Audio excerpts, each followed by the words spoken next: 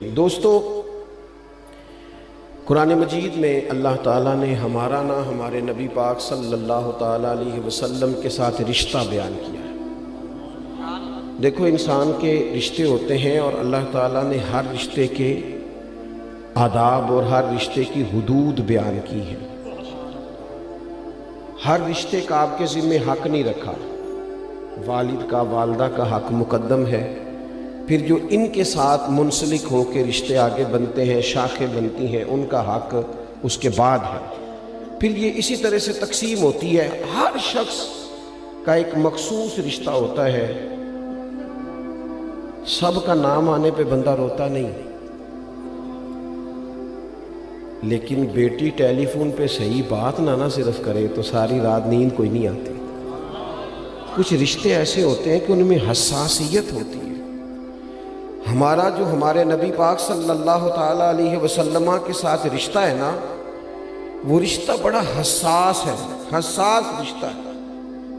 النبی اولیٰ بالمؤمنین من انفسہم، فرمایا مومنوں، یہ نبی پاک علیہ السلام تم سے تمہاری جانوں سے بھی زیادہ قریب ہے۔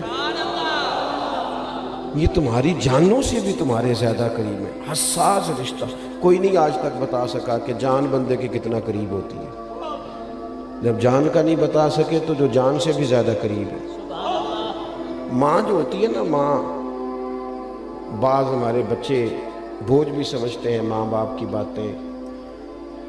ہمارا جو گھر تھا، ہم اس سے جب باہر نکلتے تھے تو قریب ہی جی ٹی روڈ گزرتا ہے، تو جتنی دفعہ بھی گھر سے نکلتے ہماری اماں کہتے پتر سڑک دھیان نہ پار کرے آجے۔ اب زمانے گزر گئے، ہم ان کے بچے تھے، ہمارے بھی بچے ہو گئے، پر وہ کہتی سڑک ذرا، اور کبھی بھی رات کو دیر سے آنا تو انہوں نے ایک ہی بات کرنی، پتر وقت نہ لا جایا کرو، دور نہیں ٹھیک۔ ماں کے اندر جو حساسیت ہے نا، کچھ رشتوں میں میں نے زیادہ باتیں نہیں کرنی آپ کے ساتھ، آپ غور کریں گے میری بات پر۔ نبی پاک علیہ السلام کی نا آپ کو درجنوں احادیث ملیں گی۔ حضور فرماتے میرا دل کرتا تھا ہر وضو کے ساتھ مسواک ضروری قرار دوں۔ دل میرا کرتا تھا، لیکن رشتہ حساس ہے نا، فرمایا تمہیں تکلیف ہوگی لہذا میں ضروری قرار نہیں دیتا۔ فرمایا میرا دل کرتا تھا کہ عشاء کی نماز تاخیر سے پڑھوں۔ ایک مقام پہ فرمایا تہجد تم پر ضروری قرار دے دوں، لیکن تمہیں تکلیف ہوگی لہذا میں نے اپنی چاہت نہیں دیکھی، تمہاری نیند دیکھی ہے۔ نبی پاک صلی اللہ تعالیٰ علیہ وسلم فرماتے میں لمبی نماز پڑھانا چاہتا ہوں، لیکن پیچھے سے نا کسی بچے کے رونے کی آواز آتی ہے تو میں کہتا ہوں یہ ماں باپ کو پکار رہا ہوگا، میں نماز مختصر کر دیتا ہوں۔ حضور نے نا حساس، سیدہ عائشہ صدیقہ رضی اللہ تعالیٰ عنہ فرماتی ہیں اگر نبی پاک علیہ السلام کو دو باتوں میں سے ایک کا اختیار دیا جاتا نا کہ محبوب امت کے لیے یہ قبول کر لیں یا یہ قبول کر لیں، تو جو آسان ہوتی تھی حضور اسے قبول کرتے تھے۔ اور جب بھی حضور کوئی قافلہ روانہ کرتے دو باتیں ضرور بیان کرتے، فرماتے جہاں تم جا رہے ہو نا تبلیغ کے لیے یا جہاد کے لیے، دو باتوں کا خیال رکھنا، ایک تو لوگوں پر آسانی کرنا، مشکل نہ کرنا، اور دوسرا فرماتے تھے لوگوں کو مایوس نہ کرنا، خوشخبریاں دینا۔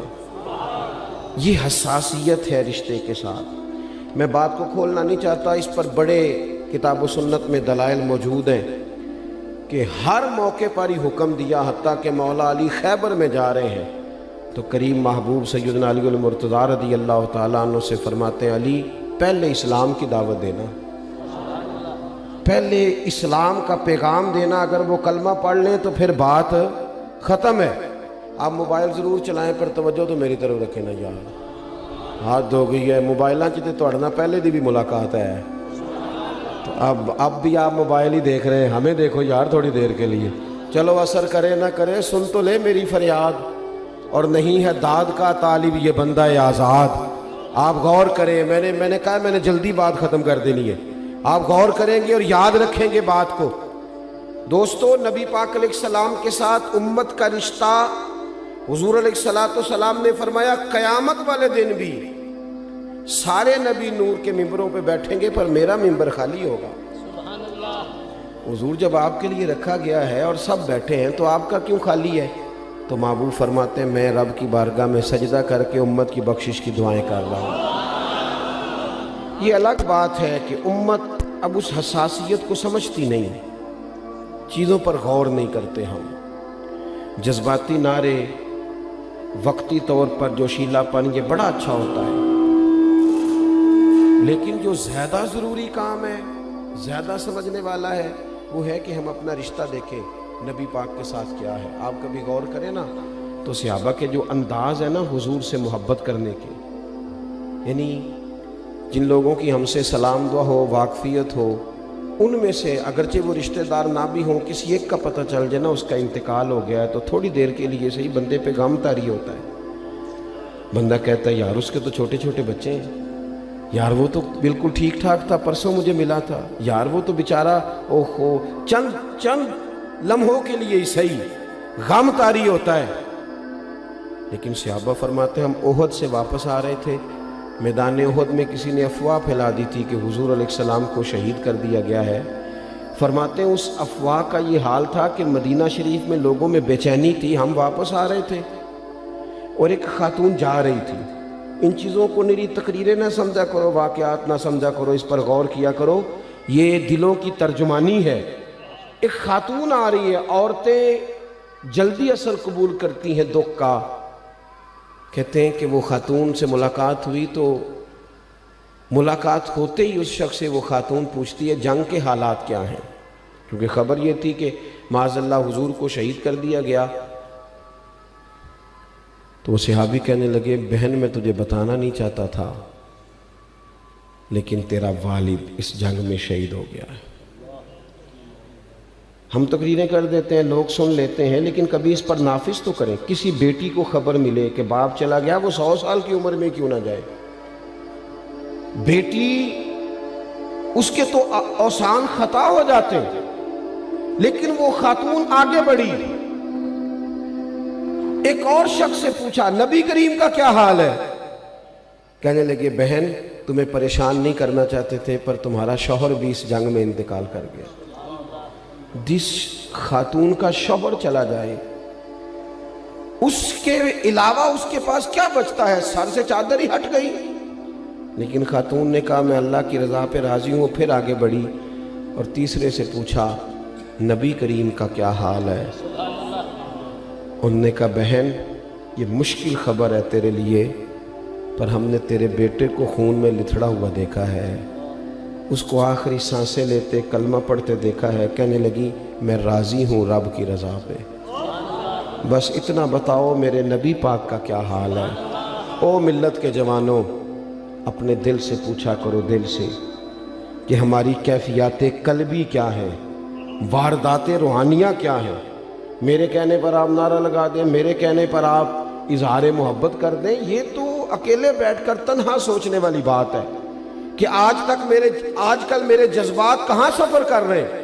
نہ مانے ہم لوگ، نہ مانے ہماری مرضی ہے، پر ڈھیر سارے لوگوں کو دولت سے پیار ہے۔ میں بہت سارے ایسے لوگوں کو جانتا ہوں پیسہ نہ ہو تو بیمار نظر آتے ہیں، اور مل جائے تو صحت اچھی ہوتی ہے۔ کتنے لوگوں کو شہرت سے پیار ہے ہمارے دور میں، کتنے لوگ ہیں جن کا فوٹو کے بغیر اگر رات فوٹو نہ آئے تو نیند بھی نہیں آتی ان کو۔ ہم نے کتنی محبتیں بسا لی ہیں، کیا کیا ہم نے منظر عجیب بنا لیے ہیں، کس کس طرح سے ہم نے زندگی کو اپنی مرضی سے سنوار لیا ہے۔ صحابہ کبار علیہم رضوان کے جذبات ایمان کی عکاسی کرتے ہیں۔ نبی پاک سے جو ہمارا رشتہ ہے وہ کس نہج پر ہونا چاہیے، اور یہ ہم نے اپنے آپ سے سوال کرنا ہے کہ ہم اس معیار پر ہیں۔ دیکھیں نا حضور کے سامنے حضرت عمر آئے، سچی بات کی، سچے لوگ تھے، سچی بات کرتے تھے۔ حضرت عمر نے آ کے کہا یا رسول اللہ آپ مجھے ہر چیز سے زیادہ پیارے ہیں، پر مجھے لگتا ہے مجھے اپنی جان آپ سے زیادہ پیاری ہے۔ سچ بولا، سچے لوگ سچی بات کرتے ہیں۔ ایسے دعوے کر جانا اور بلا وجہ کر جانا یہ درست نہیں ہوتا۔ یا رسول اللہ مجھے لگتا ہے جان آپ سے زیادہ پیاری ہے، تو محبوب نے ان کے دل پہ ہاتھ رکھا، فرمایا پھر ابھی ایمان مکمل نہیں ہوا۔ شیخ محقق کہتے ہیں شاید یہ حضور کے دست پاک کا ہی فیض تھا کہ عمر بول پڑے، کہا یا رسول اللہ حکم کرے میں جان قربان کرنے کو بھی تیار۔ فرمایا اب ایمان مکمل ہوا ہے۔ ہمیں نا تھوڑا سا عملاً بھی تو کچھ کرنا چاہیے نا یار، کچھ ہمیں کچھ اپنے ذوق کے مطابق اپنے آپ سے بھی تو کچھ سوالات کرنے چاہیے نا۔ تیسرے نمبر پہ جب پیغام دیا گیا نا کہ آپ کا تو بیٹا بھی چلا گیا، تو یہ میں اکثر کہتا ہوں کسی بندے کے دیندار ہونے کا پتہ تب چلتا ہے جب اس کے گھر میں کسی کا انتقال ہو جائے یا شادی ہو، پھر پتہ چلتا ہے۔ حاجی صاحب کا پتہ چلتا ہے وہ شادی والے دن کتنے نیک تھے۔ مسجد میں تو ساری دنیا نیک ہوتی ہے، وہ کہتے ہیں مینوں نہیں پتا مہندی تے منڈے کی کرتے سن، میں تے ڈیرے تے سن۔ حاجی بھی کیتی جاندے ہو تے لہو بھی پیتی جاندے ہو، کھو کے مال یتیماں دا تے بھیج مسیتی جاندے ہو، تسی پھٹ دلاں دے سیندے نہیں تے بس ٹوپیاں ہی سیتی جاندے ہو، نفس تے چھری پھیر دے نہیں تے دمبے کیتی جاندے ہو، فرض پلائی بیٹھے ہو تے نفلہ نیتی جاندے ہو، اور دسوں تے سی بلے شانو ایک ہی کیتی جاندے ہو۔ یہ کیا انداز اختیار کیا ہوا ہے؟ دین نے ایک پوری ترتیب مرتب کیا، اپنی مرضی کا جو سمجھ میں آیا وہ قبول ہے، جو سمجھ میں نہ آئے من چاہا نہ ہو قبول ہی نہیں۔ آپ غور کریں گے اور یاد رکھیں گے، میرے نبی پاک صلی اللہ تعالی علیہ وسلم کے غلاموں، جب اس خاتون سے کہا گیا کہ آپ کا تو بیٹا بھی چلا گیا، تو پھر اس کا حوصلہ صبر، کہنے لگی اتنا بتاؤ کریم رسول کا کیا حال ہے۔ یہ وہ ایک خاتون ہو کے بتا رہی ہے کہ میرا اصل میں گہرا رشتہ کہاں ہے، اصل تعلق سارے چلے جائیں لیکن بتاؤ میرے کریم کا کیا حال ہے۔ انہوں نے کہا وہ دیکھنا، ذرا نظر اٹھا، وہ دیکھ سامنے چہرہ ودوہا، وہ نظر کر۔ حضور کا چہرہ دیکھ کے انوکھی بات کی، کہنے لگی محبوب اگر آپ ہیں تو پھر کوئی دکھ ہے ہی نہیں، پھر کوئی آزمائش یہ صرف شعر نہیں، یہ اعلیٰ حضرت نے نسخہ دیا، نسخہ کہتے ان کے نثار کوئی کیسے ہی رنج میں ہو۔ یہ تجربہ کر کے دیکھو، یہ تجربہ کیا کرو، کہتے ان کے نثار کوئی کیسے ہی رنج میں ہو، وہ جب یاد آ گئے ہیں سب غم بھلا دیے، کوئی غم رہا ہی نہیں۔ تو والہانہ پن چاہیے حضور سے، والہانہ پن ہوتا ہے ہمارے اندر، ہوتا ہے۔ کچھ لوگوں کو دیکھ کے ہم مچل نہیں جاتے، کچھ کا نام سن کے نبض تیز نہیں ہو جاتی، بس یہ والہانہ۔ میں نے کالج کی زندگی گزاری ہے، میں نے تھوڑی سی دنیا دیکھی ہے، ملک سے باہر بھی میں نے کچھ چیزیں پرکھی ہیں۔ جو چیز مفت ملتی ہے نا، روز ملتی ہے، اس کے لیے وہ جذبات نہیں رہتے جو ہونے چاہیے۔ یعنی موٹیویشنل سپیکر آپ کو کہتا ہے کہ میں آپ کو سمجھانے کا، قائل کرنے کا، ایک نشست پہ بیٹھنے کا 5000 روپیہ لوں گا، اور ہمارے اسٹوڈنٹ وہ 5000 روپیہ دے کے اس کے پاس بیٹھتے ہیں تاکہ تھوڑا موٹیویٹ کر دے، لیکن اتنی کتابیں لے کے عالم جمعے والے دن بیٹھا ہے، اتنی کتابیں لے کے، اور وہ کہہ رہا ہے تم سے کوئی مطالبہ نہیں، صرف ذرا جلدی آ جاؤ۔ مسجد میں پنکھے چلا دیے ہیں، آسانی پیدا کر دی ہے، وضو کا انتظام کر دیا ہے، چونکہ